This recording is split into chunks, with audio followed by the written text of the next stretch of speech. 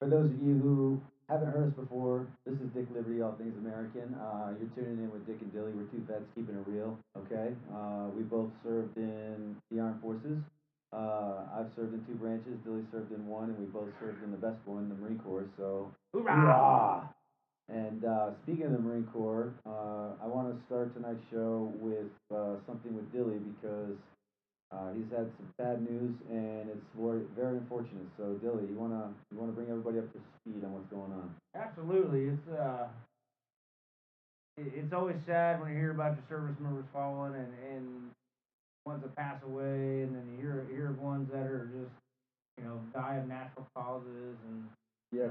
like last week we were talking about opioid. I can't remember Opioid last. epidemic, Yeah, and all and this we were other talking stuff. about cannabis and hyperbolic treatments for all these things we were talking about were to give aid and assistance to this very similar situations that you're about to disclose. So go ahead. Yeah, it's served with this Navy corpsman, old Frankie Vaughn, as we call him, old Doc Vaughn, and unfortunately he passed away 2 days ago from death by, or I'm sorry, not death, but suicide by a police officer is what that's the preliminary stuff. But Wow, that's and terrible.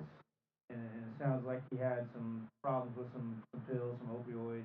I'm assuming or guessing family issues, and this this sailor or the undisclosed marine, as we call that, Right. the corpsman, they're always the unsaid marine. Yes, they are because they have to be able to function and be a part of both branches, even if they're only classified under one branch. Yeah, Uh, it, it's just this guy here, this man, this sailor, this human being in my life. He has touched my life, and I know a bunch of my other Marine buddies that we've served together, partied hard with him, and right. we even had the same barracks room for several deployments. And it was kind of like when you hear one of your own, just he definitely had some issues, is what it sounds like, and what it's Right. going for.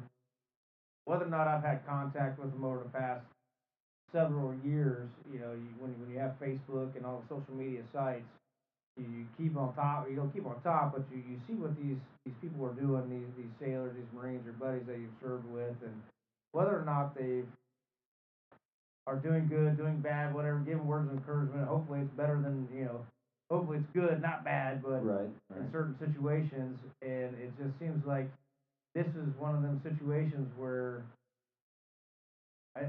I say drugs, and I throw that out there cautiously because we don't know what it could be, or it's just You don't know exactly how it it, transpired, but yeah. like, was there behavioral differences that might suggest It's something, or do you yeah. just not know? From what I read on his Facebook, and he said he was leaving and he's going to Oklahoma. He's married, had a wife of 18 Uh, years, two children, two boys that were Sounds like a suicide prevention class that you would normally go to for your quarterly training. yeah. So Type of thing. it's been I literally just found this out 30 to 45 minutes ago, and I talked to two of my Marine buddies on the Man. phone. That's why while you're up here prepping, I was down there uh, talking to a couple of my Marine buddies where I've got the gouge from, and my then Facebook has been blowing up Right. from all the interactions with what's going on, and so yeah, it's a very sad situation, and it's my heart is it's definitely it's bleeding for him, and it sucks. And one, I can say he was one of the. I can't say he was my best friend, but he was Right. definitely better. He was one of the better friends. Let's put it that way. One of my better acquaintances from serving with and keeping in touch with our counterparts as when we serve. The article reads that they were on a high-speed chase for over 20 miles. Wow.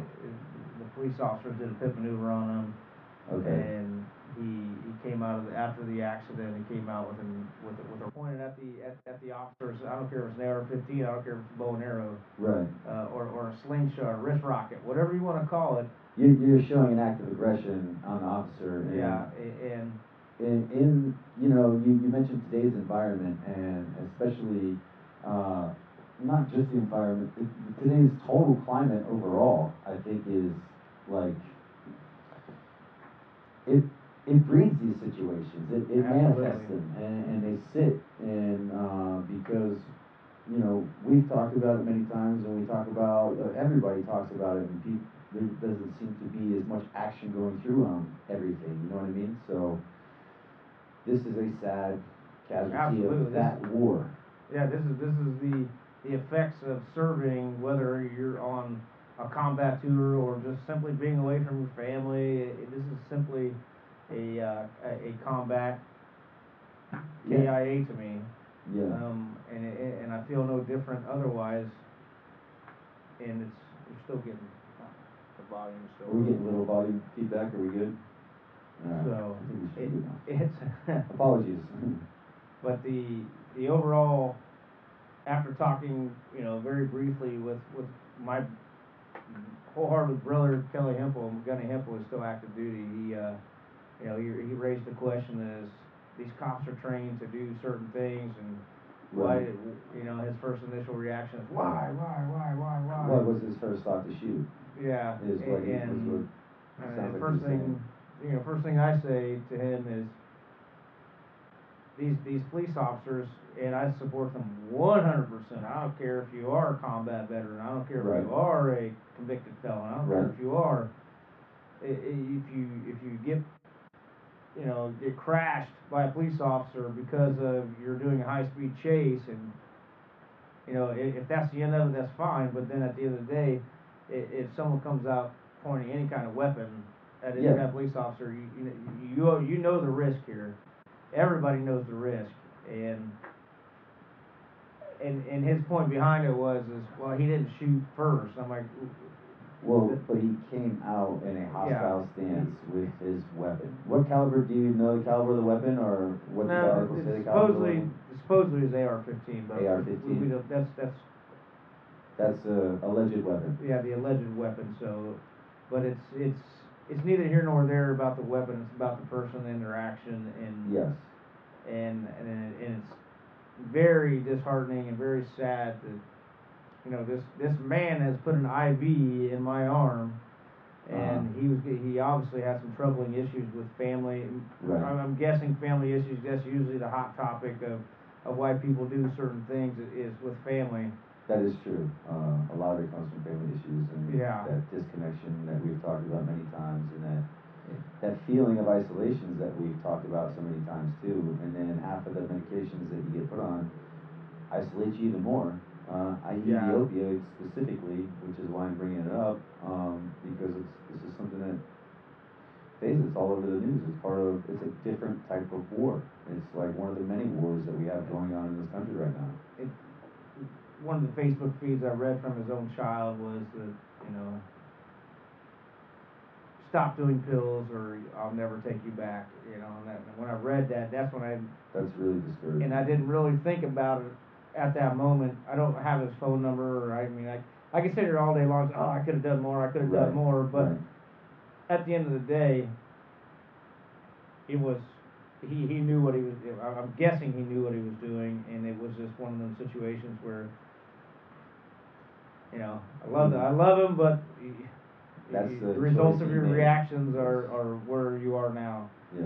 And his funeral's coming up, I think, within the next couple of days. I read the article briefly before I came upstairs to to join the situation. So, um, we, yeah, my heartfelt condolences to his family, his wife, his two children.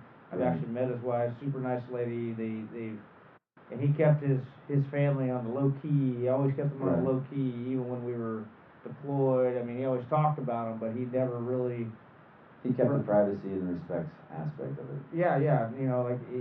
To me, I felt like he was a superstar because all these actors and actresses always keep their kids and their family members on the low key, and that's what he did, Right. and that's cool. Right. I dig it. You know, you gotta do what you gotta do. I mean, it was very minimal interaction, but that's okay. Yeah. That's how some people Yeah. work. So, and I hope my Marine buddies that served with us in the Bengal family of 224, BMFA 224, get the word out and let everybody know that hey, we lost one of our own due to whatever the actions that went down. So we need to send our condolences to that family at a minimum. Yes, and So, I send my condolences as well, even though I didn't know him, but still, he was a brother in arms. He did serve his country. He knew him very well, and yep, I did. We did. I can feel your tension and the upsetness. I noticed as soon as you walked up today, so thank you for sharing that with us, man. That's, Absolutely, you gotta. yeah, well, We gotta share when we gotta share this what I feel in my gut instinct is this what the Trump administration has been hammering on over the past 3-4 months about this opioid epidemic, right, and my gut feeling is telling me this is what the situation is. You know, I don't like to speculate, but usually our gut feeling is pretty right on and spot on when you yes, know, it is. especially when you know them personally and who they are. It's just one of those things, especially when you read. If you're smart enough to read it and interpret it, then you're probably pretty on point. You You can know put how the it two is. to two together for sure. Yeah. Absolutely. And I'm glad you brought that up because tonight's topic, we kind of talked about it earlier. I came on and did a couple little inserts before we came live tonight. Tonight's topic, we're going to talk about the deep state. Okay, and this might be a topic you've heard of, or it might be a topic you're not aware of, and it's okay either way. I gave a disclaimer earlier today that the topic we're talking about, it is kind of one of those topics that can have somebody thrown under the bus. It is one of those conspiracy, Illuminati, whatever you want to call it, topics that people want to initially slam it with, but that's not the case, and we're not presenting or sitting here saying that we're right-wing extremist conspiracy. We just want to. It was an interesting article that I read about a guy named General Steve that led me to further investigate and get to this topic of deep state. So hopefully that puts it in context for you. All right, and to kind of further put it in context and start it off, the term deep state was defined in 2014 by Mike Lofgren. Okay, I posted. I don't know if I posted his article or not. I think I did.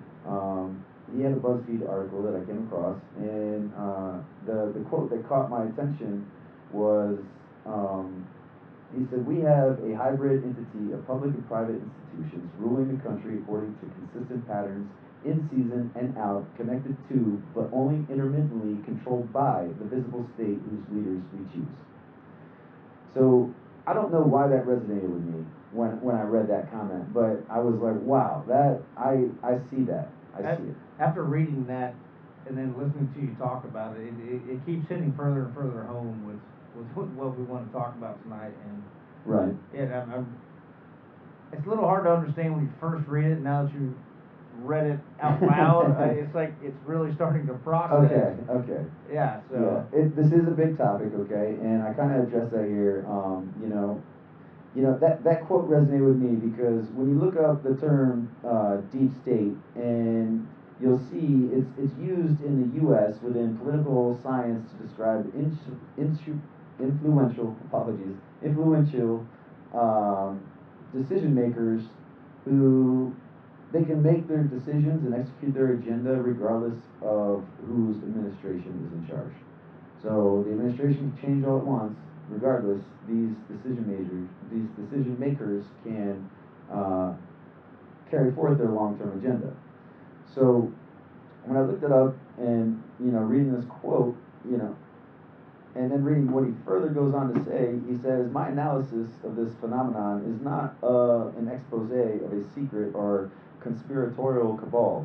The state within a state is hiding mostly in plain sight, and its operators mainly act in the light of day."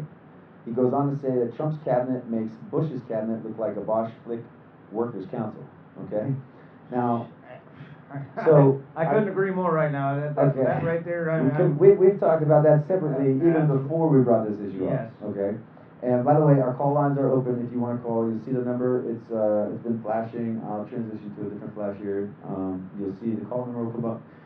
And that that council statement too, we talked about it in the context. For those of you who don't know, like the political aspect, a workers' council is a form of political and economic organization in which a single local administrative division, such as a municipality and or county, is governed by a council made up of temporary and instantly revocable delegates elected in the region's workplaces.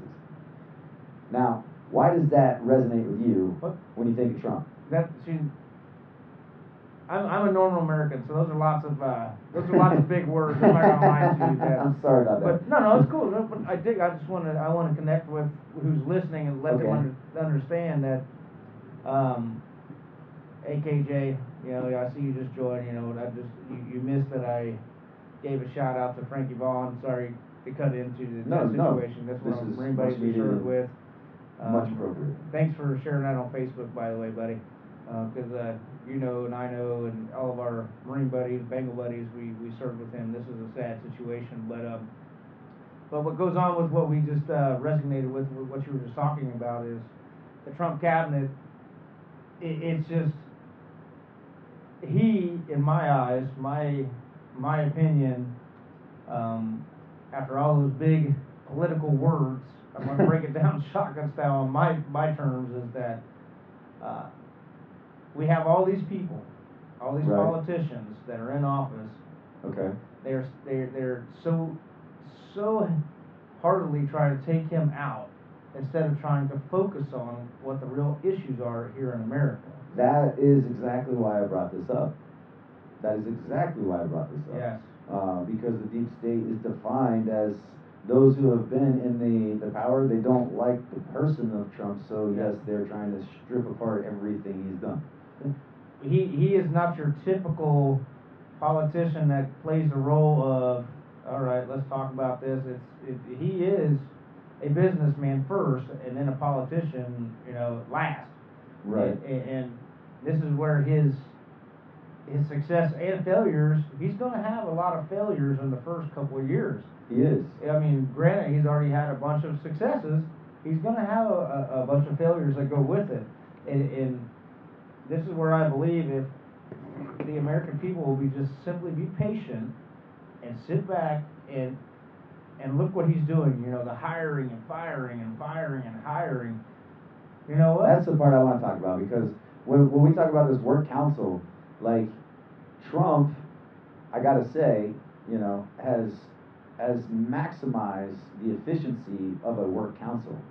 So when you have other authors referencing his work council, like a Boschlick's Workers Council, like, he knows he can temporarily and instantly revoke any position he appoints. Absolutely. And I've talked to you about this before, to where yes. I think he's strategically, much like Genghis Khan would say, religion is only quoted when it's needed to exercise the most power. Trump has manipulated and managed his cabinet as needed to have the most power or most impact in the quest that he's on, whether it's agreed with or disagreed with. The ones that are getting done. Right now, unfortunately, he has more. But I'm not saying it's all perfect, because I don't agree with everything, But I am saying I got to give him credit for what the way he is playing the game and the way he's manipulating and managing the game seems to be very effective. You know, and I know that we've talked about it. I am a 100% Trump supporter so far. Right. But that does not mean that I sit here and support everything he does at all. Right. Do I agree with the majority? Absolutely. Okay. Is there some things where he's, once again, I always throw back his Twitter account. I think that there's a little bit where he can actually shut his mouth a little bit and sit back and be a president. But so we talked about the quote that caught my attention, and do you think that Trump is part of a hybrid entity of the public and private institution ruling the country? Absolutely. Is he a hybrid? 100%. I mean, right. he he didn't make his billionaire lifestyle by just doing business. There had to be politics involved with that. Negotiating and politics and things of that Yeah, nature. I mean, by politics. Consulting is a key word, okay? Yeah, I there want we you guys go. to tune into the consulting Yeah, word consulting. here There as we we go. go through this episode. But you're absolutely right. He has been, he didn't just inherit $1 billion. He worked up. I mean, I've done some studying on Trump. I've read some of his books. I've listened to his audio books. I can't say that I learned a whole bunch of stuff. I can't say that I didn't learn anything, but I look at everything that's in front of me before I make a decision. I don't just take the opinion of what they say in the quotes on the book back.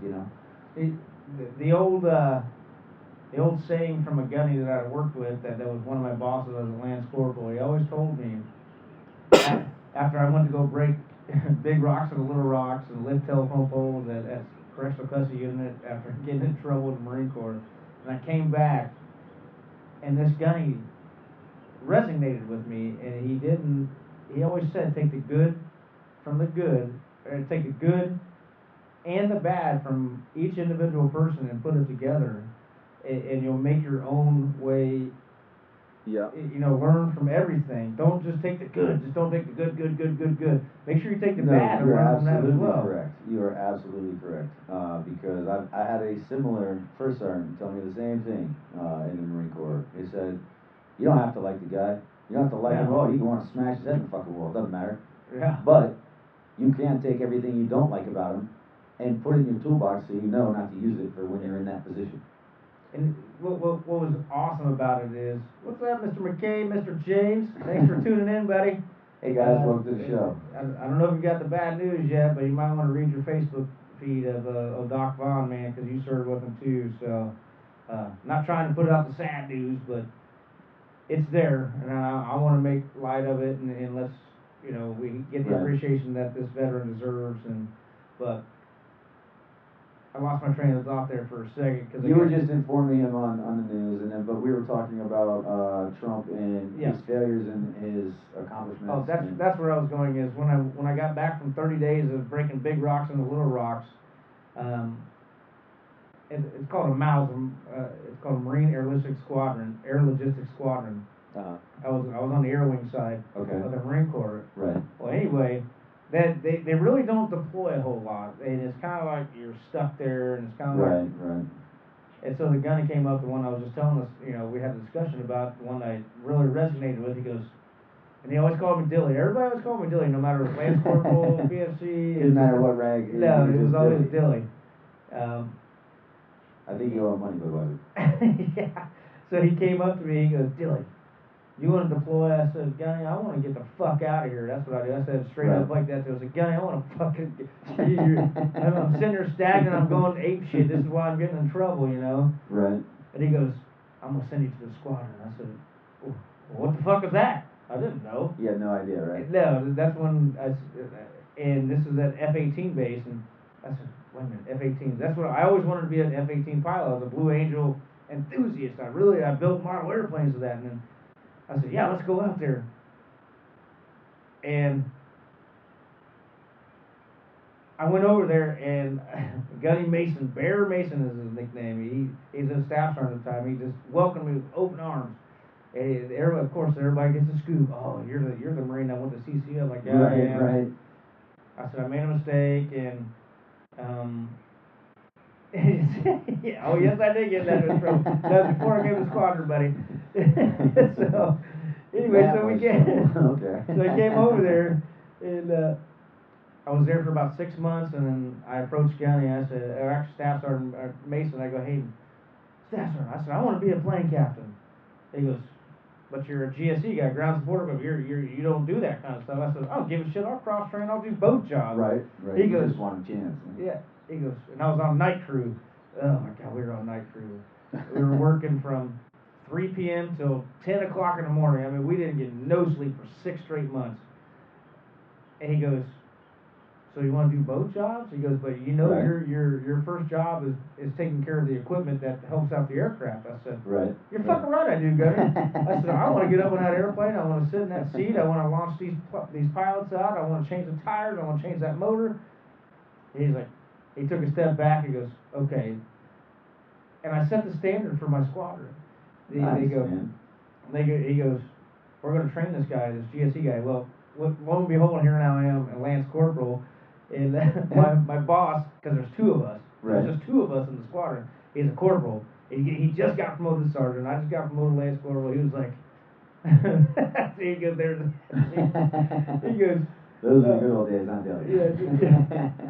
Old Sergeant Wahlberger goes, Dilly, you need to take care of this job first. I said, I'll do them both. Right. He gets so mad at me. And He's guess like, what? You're trying to show me up. Yeah, in 2001, we went on our first deployment. And Uh-huh. guess who got to go on a lead crew? What they do is you have a main body that sends about 75% of the squadron, and you have the 12 jets. You have a lead crew gets Okay. there to when you're island hopping across the pond. Right. They get there, they catch the jets, they service them, wherever you're at, like Wake Island, Guam, Right. Hawaii, whatever. And then they have a trail crew. Well, guess what? Trail crew is the way to go because jets mysteriously break down. And so, yeah. Yeah, right. You're So out there. but I was on Just lead crew, hanging so I out. got we got stuck on Wake Island for like 10 days. I Right. don't know if anybody knows what Wake Island is, but oh man, it's awesome. I just remember the Footprint Island in Diego Garcia. Yep, I've been there. I've been there a few times. That yep. place is pretty awesome. Yeah, that is pretty sweet. It's sweet pictures. But the moral of my story is that we got I just because I was a late or a PFC and I had a bad rap at first, Right. I went there and just did my thing and I just worked and I just showed them and just like I do. You see me every day and Yeah. you know I know we Yeah. got off a little track of where we're going, but my point is the situations we have in America is if I as a human being can work hard at one thing at a time, Right. we can change things like I did in the squadron. Now these GSE guys, my buddy Gunny goes, you guys can't. When he was there in the squadron, he even said, he goes, hey, we had this Sergeant Dillingham come through here, and he was a GSE guy and a plane captain. What do you guys got to offer? And every time they got the GSE guys, they wouldn't do shit. They would do a thing, huh? No. So what I'm coming to is we got this President Trump. He's not your typical politician. He's your businessman. And we were talking about he hires and fires. Right. It's okay. Keep doing it until you find the right fit. Okay. Okay. Regardless of who it is, we got to keep doing what we're doing with him, or he's got to keep doing what he's doing, and keep pressing forward. Right. And right. that's where I find success is, you know, I've been an electrician for 2 years now. I think you're absolutely right that you do have to keep pressing forward. But you know, we're talking about deep state, and we talk about how the president he's mastered the ability to manipulate both private industry and Yeah. public industry. Because whether you know or not, America is an industry. Yeah. Like, I gotta say, it's an industry. If it wasn't, we wouldn't be having trade wars and all this other stuff. Okay. You know, he's mastered this to achieve his agenda. So it makes me think of the 10th Amendment, and I'm looking at it like, you know what the 10th Amendment does, right? It reinforces your principles of separations of powers and federalism, right? Okay. And it says the power is not granted to the federal government by the Constitution, nor prohibited to the states, are reserved to the states or the people. So if you have a master of private industry and corporations and the corporate industry and a master of the public industry, and we're essentially sitting on what would you call it, a corporatocracy? Yeah, there we go. That's a good word, right? Corporatocracy? Yeah, We're gonna add that to the dictionary. We're gonna make it up, but that's all right. Anyway, you know, essentially an empire of corporations that are run by greedy Orlics who love war, not just across the pond war, not, you know, because we have plenty of that going on. Not Absolutely. only conflicts that we're always talking about, Iraq and Iran, or Afghanistan, we have Iran denuclearization that's firing up again. Conveniently and ironically at the time of peace talks with North Korea and South Korea, not really ironic, I said sarcastically. Yeah. What? Right, and then you have this long going war in Yemen, who we have General Steve, that I told you about, he used to be lieutenant colonel in the army, he got out of the army and he's all retired out of the army. Now he's a lieutenant or major general in the United Arab Emirates Army in their actual military, according to their website. So you have all this industrial complex going on, and you have an industrial master at the helm of the complex.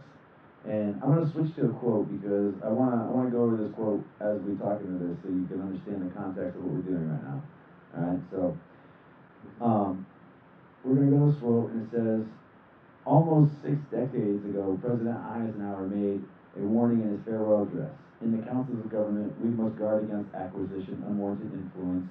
Neither parties, sorry, influence, whether sought or unsought by the military-industrial complex. The potential for the disastrous and misleading power exists and will persist.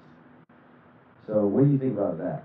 That's it's Putting now. Does that put anything into context, or is that just too much? no, it's not too much. It definitely puts it in the context of why and how come and what for, what our country is going through right now. Right. And we have, you know, the unorthodox president, as we call it, and he's really trying to get America back to where America should be and follow these engagements. Right, right. I see that. So do you like? So we talked about this hybrid entity. Would that be considered like some kind of shadow government, or do you think that's too crazy based off this article and the way it's been presented so far? Well, I mean, it And like, is there more than one of those shadow governments competing with one another, and then other things are going on in place? if there's anybody competing against anybody, it would be against. It's the government itself trying to compete against Donald Trump. Okay. I mean, Okay. he's got. I mean, what person has the right mind or would do what he's doing? I take that back. He does have a right mind. He's a very smart individual. Whether you like it or not, he's a smart motherfucker. Right. Right. But gives up his billionaire lifestyle to take a how much of a pay cut? Oh, wait a minute. We already know what the president makes, but to come and Yeah, but how much money does that put back in his pocket by doing that? that is a good question. Supposedly you're not supposed to, but that's where you could say it could, which it will. Every president. It's going to, because he's Yeah. privatizing the VA. Yeah. How quickly has he cycled through different members of the cabinet? Oh, it seems like it's daily. You know, I feel like he's at a Rolodex cabinet. You know what I mean? So, like, I'm not saying he's not doing a bad job. What I'm getting at is, in all this competition and all these wars that we're having, the war in Afghanistan, the war in Iraq, we got the war on opioids, we got the war on drugs, we got the war on poverty, we got the war on homelessness, we got the war on, I don't know. There's a war on every damn thing you can think of in this country. Yeah, you know? absolutely. And Which will always be there. Right. But then you have groups like out in Cali who are trying to do a Cali exit.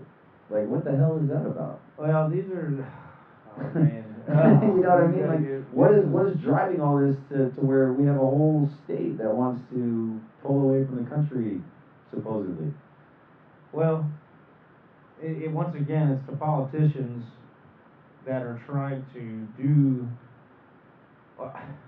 California is its own beast in itself. Right. I don't know if they have the most millionaires per capita. I don't know how that falls into place, but I don't understand if you got this many millionaires over there. They're paying the highest taxes, or first or second in the nation. Why would you want to? I just don't. I don't get California. I mean, I sit here and beat my head on the table like, why are you guys like this? Why are you guys like this? Why are your gun laws so strict? Why are you this and why are you that? It's like, right. Like, what do they think they'd accomplish by becoming their own country? Well, apparently they think they're going to be.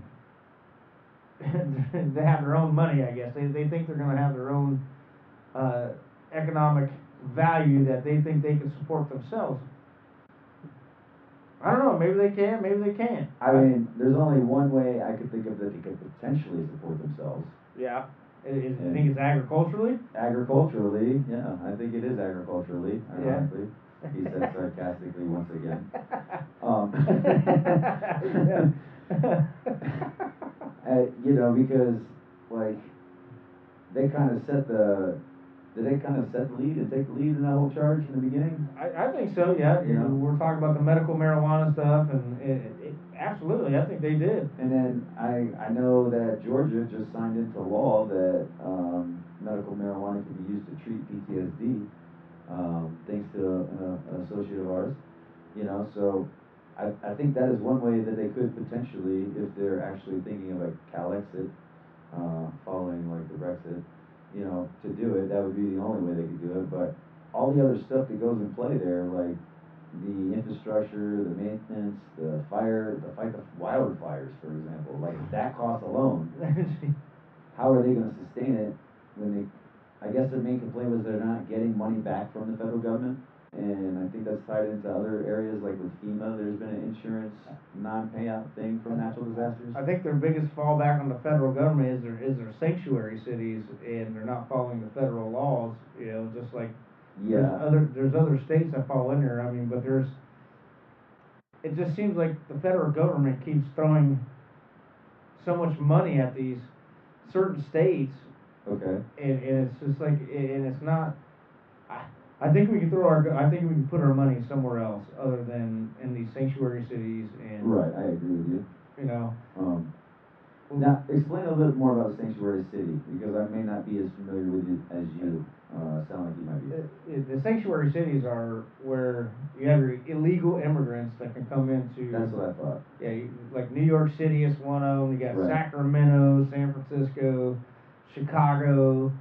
They have the illegal immigrants that are there. And they can say they get pulled over and they're notified as an illegal immigrant. They take them in. By the federal law, they are supposed to turn them over to ICE.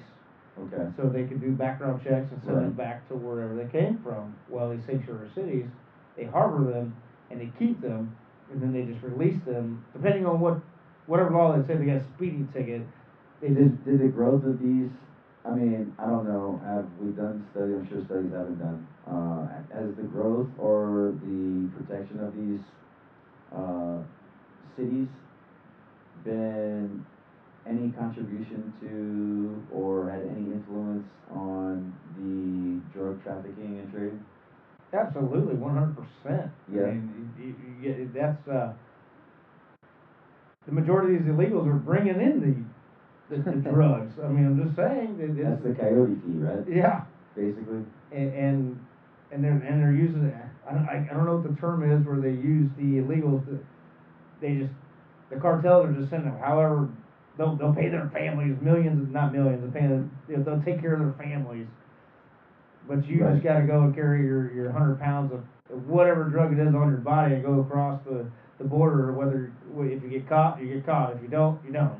Right. So that's pretty crazy, man. And there, if I'm not mistaken, we had immigrants down at the border trying to get in that they were letting in. Yeah, these are the ones that are from Panama and Panama and Salvador. Yeah, and Honduras, I think it was, right? Yeah, from Middle America, Central America. Yeah, Central America.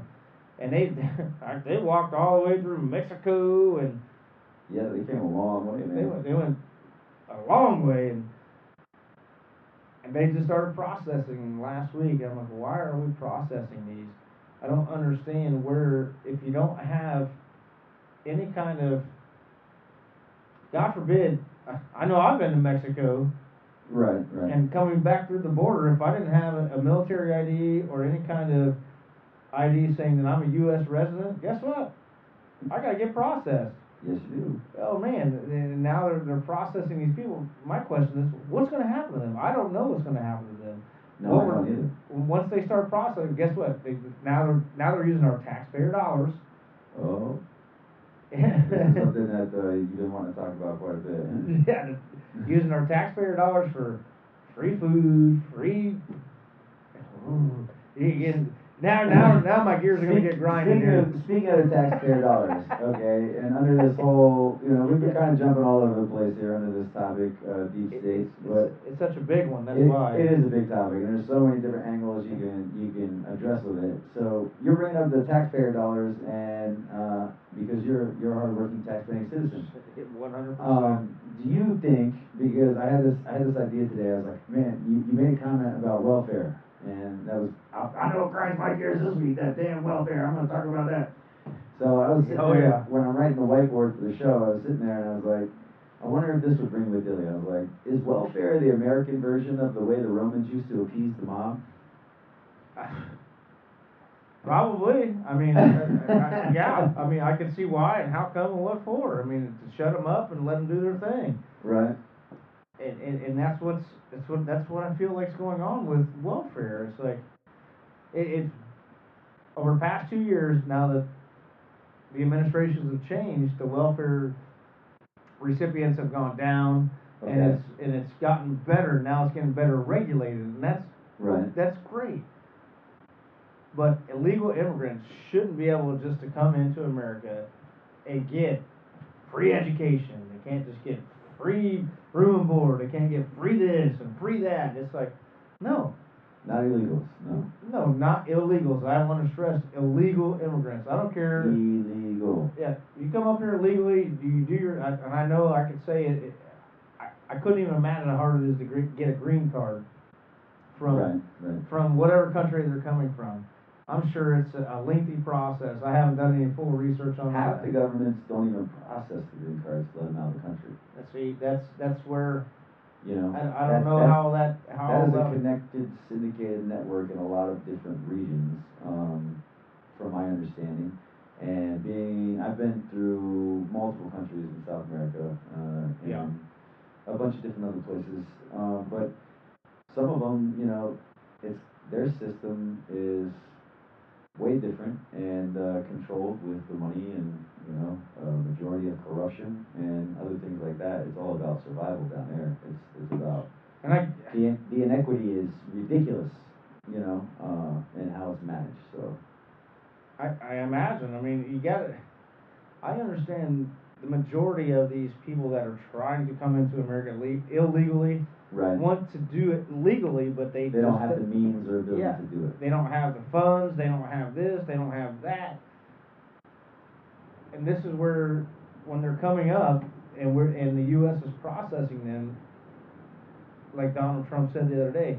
Right. You have to earn your way into America. You just don't get to come to America and feel that you get everything. That's true. And if you want to come to America, I'm totally for it. You want to come here and live the American dream, is what we call it.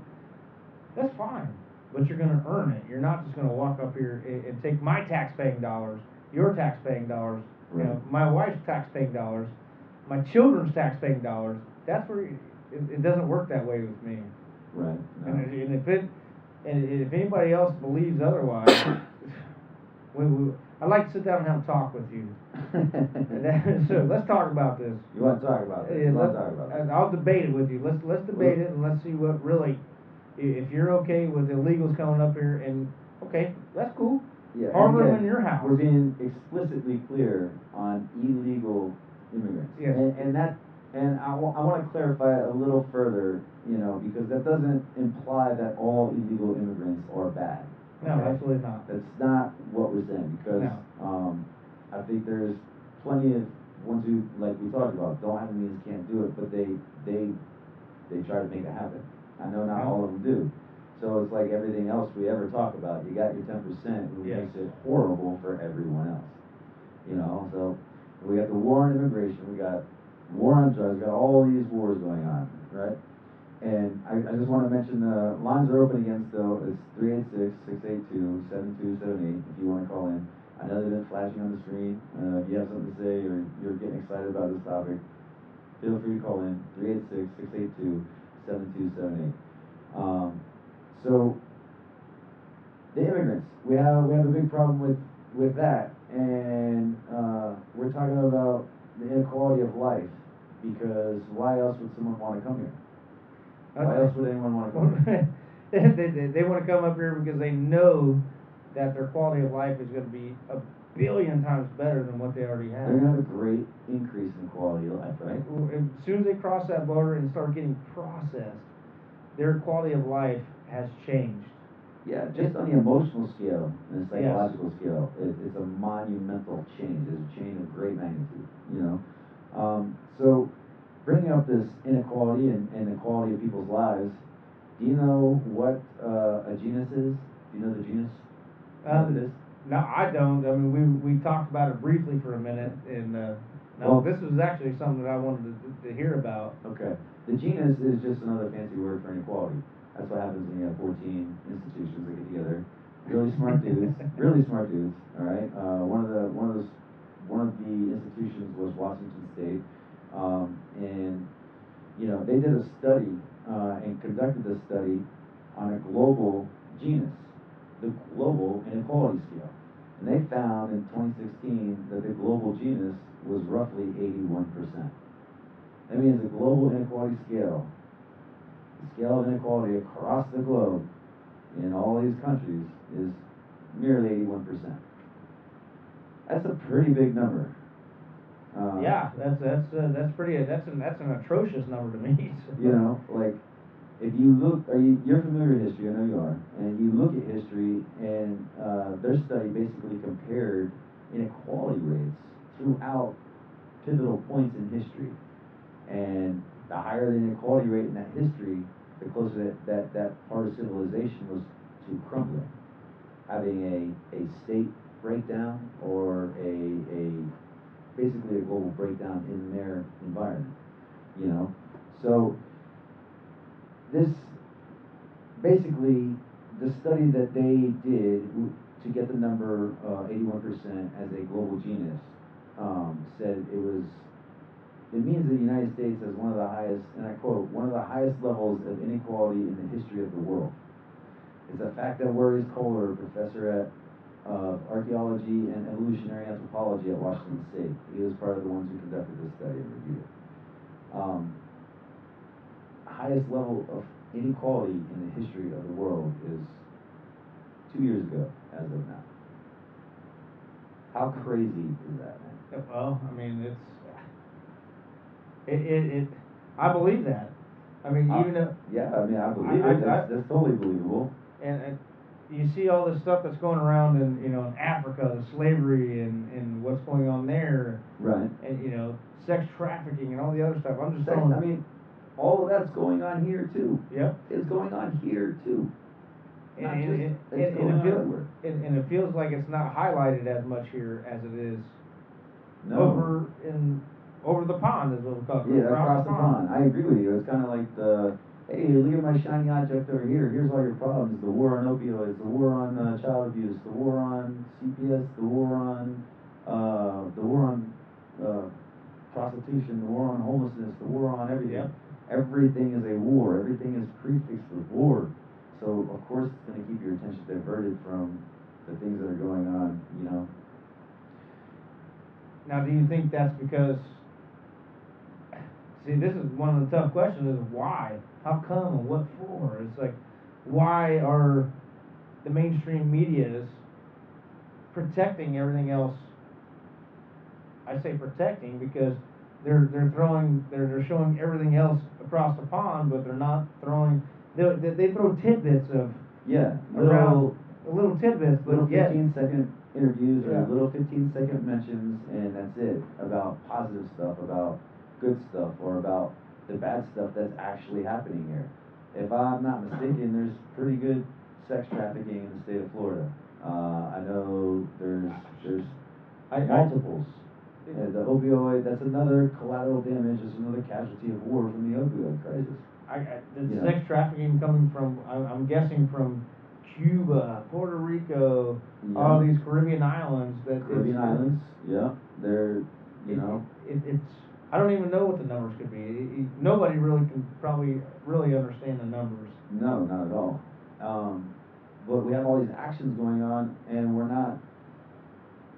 we're talking about them, but we're talking about just adding layers to the shit that's not working to keep people Yeah. distracted on why it's not working.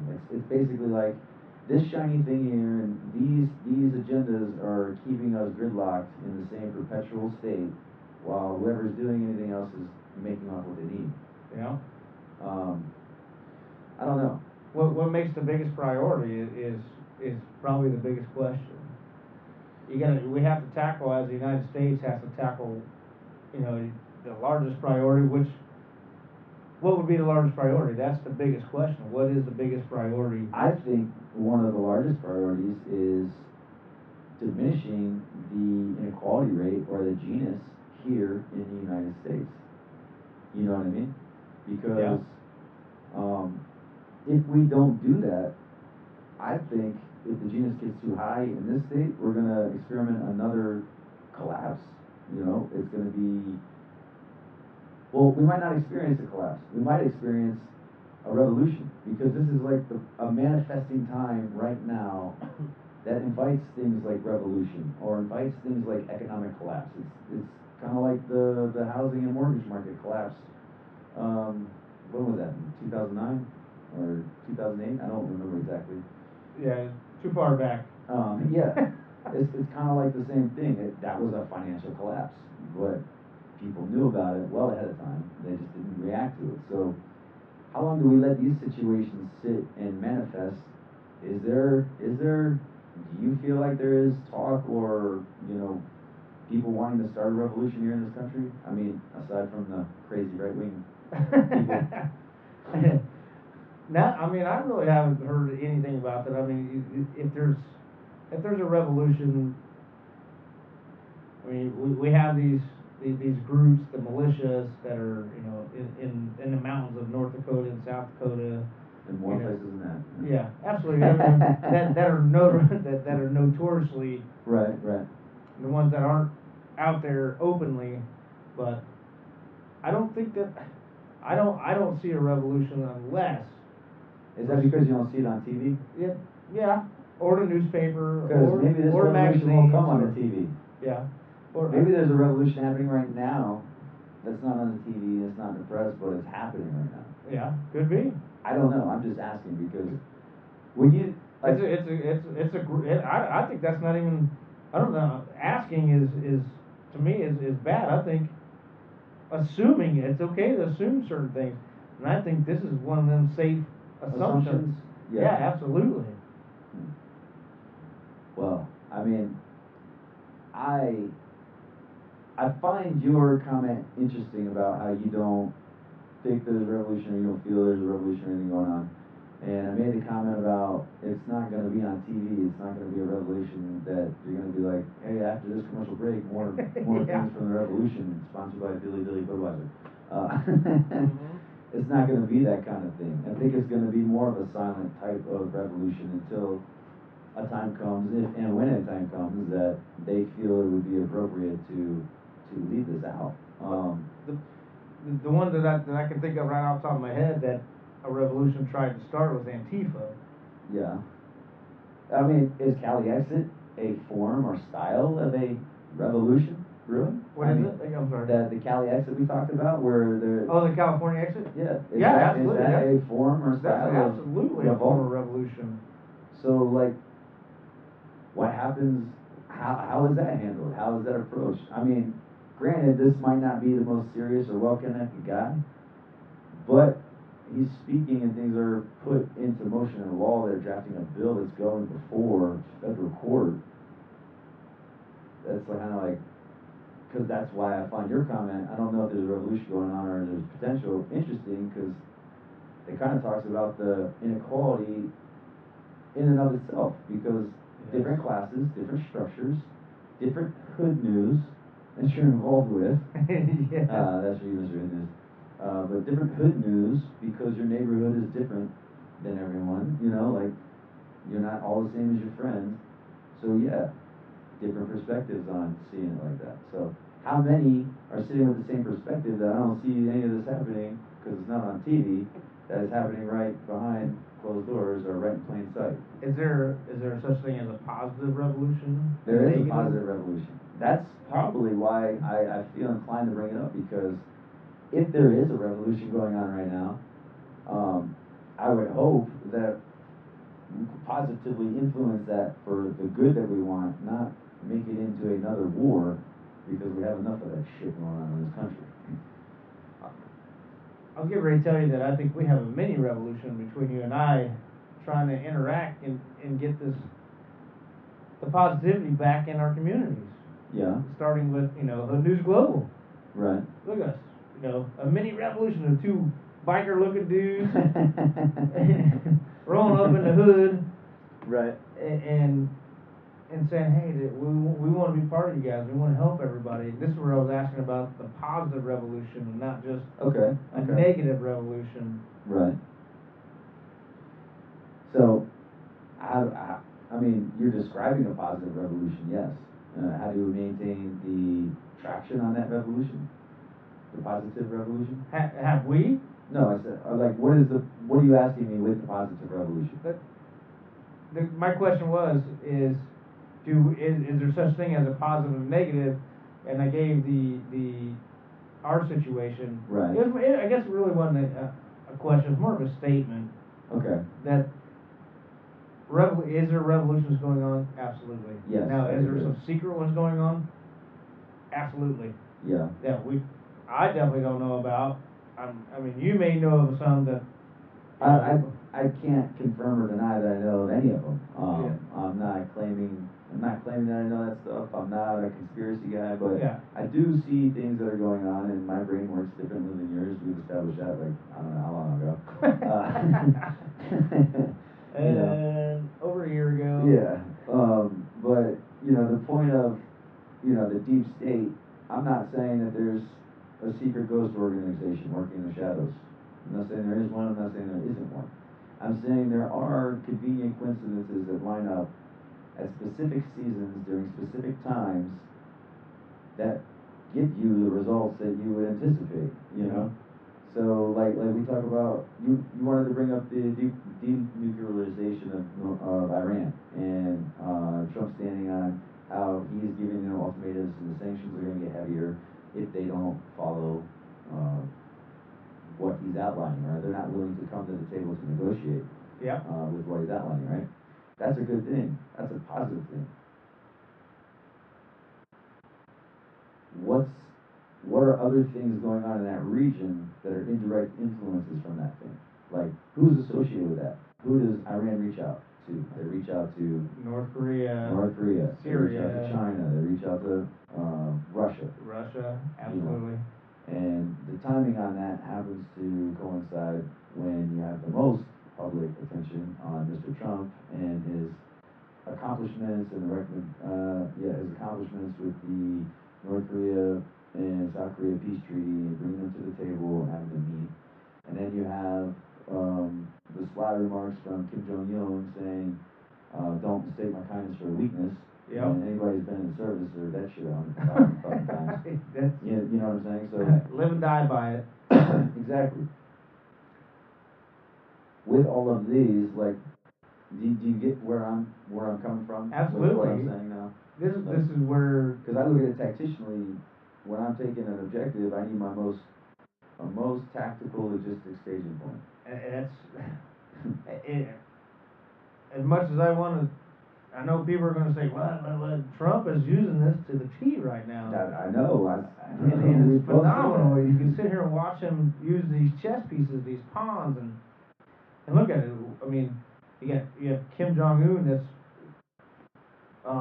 don't use my kindness as but literally, I think he's wanting to actually feed his people now. I think he's wanting. Why?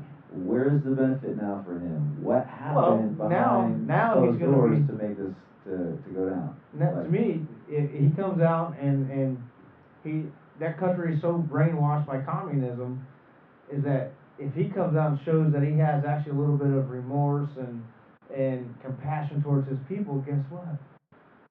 They're going to finally love him. Because if they don't love you now, buddy. No, absolutely not. But if they start getting the money and everything else that start feeding his people, they're gonna hail him as a hero. Right. But what was it that made him make that decision to do it now? The what made him Kim Jong Un say, now's the time for me to play the game? Oh, that's I mean that's a great question. I mean it could go either way. In my eyes, he hit if he shows the people that he's giving Right.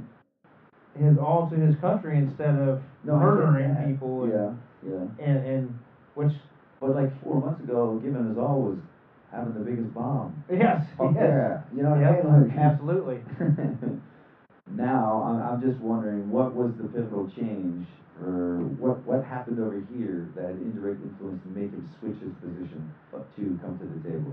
What's happened on the Iran he has his indirect front? influences just like Trump does. Oh yeah. He has his advisors Uh-huh. and maybe one of his generals or one of his advisors finally said, hey, you know, sir, whatever the fuck they call him over there, hey, Rocket Man, whatever it is, maybe we should take a different approach. Maybe Right. if he did say that, he's probably dead, but or maybe he finally got to the point where, hey, my people are starving. These people are they're suffering, whatever, whatnot, and maybe he just came to just a smidge of his senses. Okay. Well, yeah, I can see that's definitely potential. I think it was there's something that he wants to his advantage. I know. Yeah, I don't know exactly what it is, but I know there's something there that and that's he's, where this is a there's to me no this is a tactical play. absolutely, You know, and that's absolutely. where as America, it's already been stated like we can't trust him. It's obvious we can't trust him until we get full cooperation of denuclearization, Right. just like Right. with the denuclearization of Iran. Well, yeah. Who handled that? Was it private military contractors from the U.S. or was it Iranian inspectors? Like, how was that handled? For which part? For Iran and the denuclearization, that whole deal proposed by Obama, Oh where man, that's we gave away 167 million or billion, sorry, billions billion with a B, billions of dollars in there. 167 billion with in relief or cash money that Yeah, was from the oil shit, if I'm not mistaken. and it's ridiculous that under the Obama administration, we allowed to have them. They were allowed to have their own inspectors for their nuclearization programs.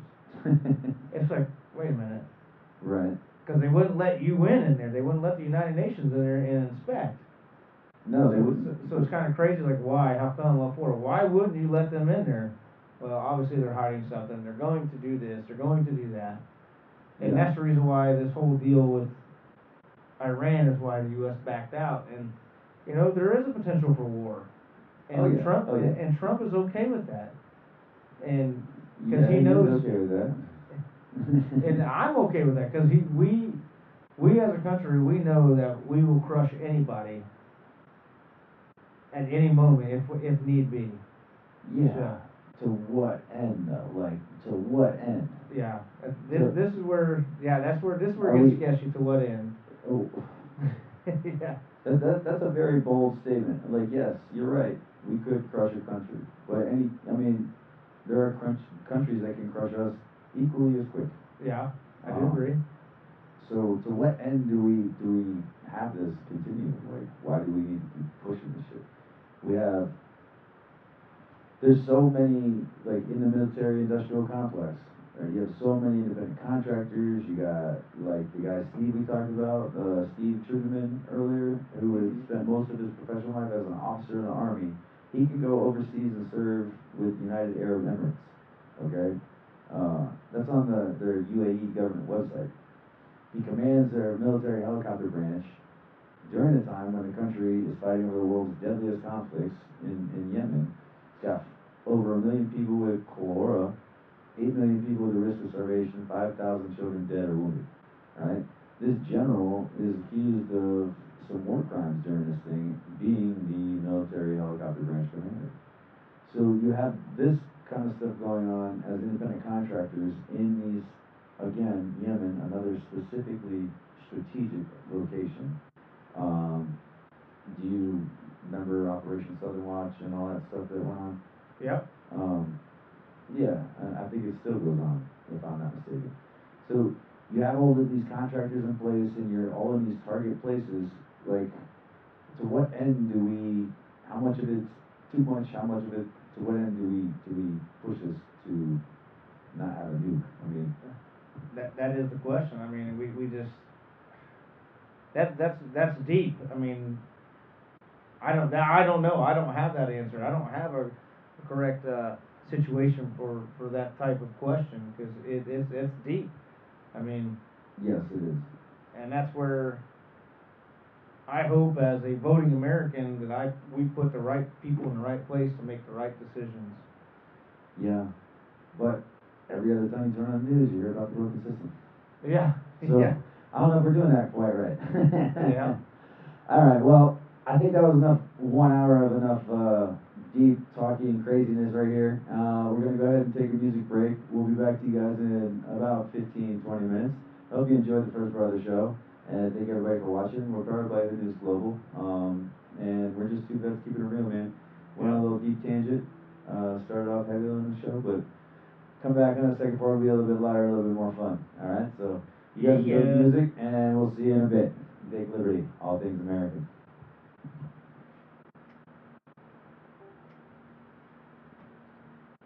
Yo. Do do do do do do do do do do do.